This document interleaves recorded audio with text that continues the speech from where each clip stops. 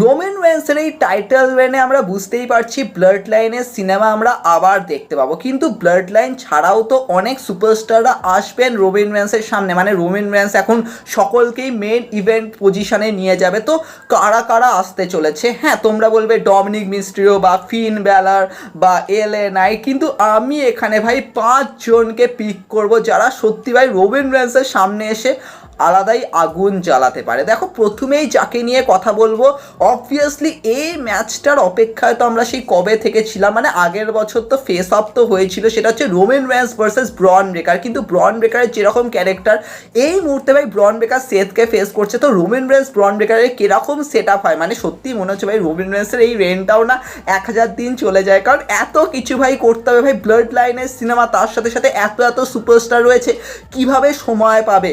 তারপরে আসছে ভাই রোমান রেন্স আর ওবা ফেমি। ভাই এই ম্যাচটা যে কোথায় গিয়ে হবে ভগবান জানে, কারণ এই ম্যাচটা এত তাড়াতাড়ি করাবেই না। আগে রোমান রেন্সের আগে একটুখানি ভালো করে রেনটা বিল্ড আপ দিক, তারপরে হবে এরকম মনে হচ্ছে। তারপরে আসছে ভাই রোমান রেন্স ভার্সেস গুন্থার।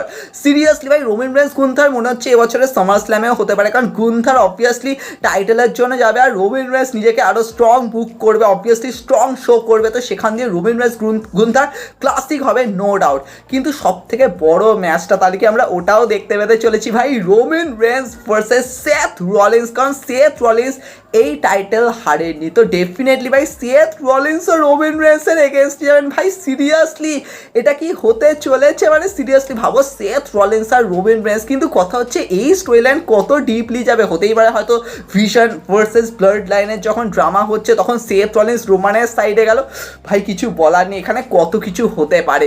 কিন্তু সব শেষে যে ম্যাচটাকে নিয়ে কথা বলবো, দেখো সত্যি বলতে গেলে এটা যদি করতে হয় তাহলে ভাই রোমান রেন্সকে কত লম্বা টানতে হবে, মানে তোমরা ভাবতে পারছো ভাই কত লম্বা টানতে হবে। আর আমি কথা বলছি Roman Reigns versus Jon Moxley বা ডিন অ্যামব্রোস। এটা কি সত্যি পসিবল? এটা কি possible? Roman Reigns versus Dean Ambrose versus Seth Rollins শিল্ডের ট্রিপল থ্রেট ম্যাচ, ভাই আবারও করিয়ে দাও। কিছু বলার নেই, কিছু বলার নেই। এর জন্য ভাই রোমান রেন্সকে কত লম্বা রেন দিতে হবে, তার থেকেও বড় ব্যাপার ভাই জন মক্সলি আসছে কিনা সেটাও একটা কোয়েশ্চেন। কারণ টনি খান যেরকম ক্রিস জেরিকোকে জড়িয়ে ধরে বসে আছে, জন মক্সলিকেও জড়িয়ে বসে থাকবে, আর কিছু বলার নেই। কিন্তু সত্যি মানে ভাবো, রোমান রেন্সের এই রেনে আমরা কত কিছু পাবো। না, রোমান রেন্স আর কোডি রোডস তো ভাই চাই না, আমরা চাই না ভাই রোমান রেন্স কোডি রোডস দেখতে।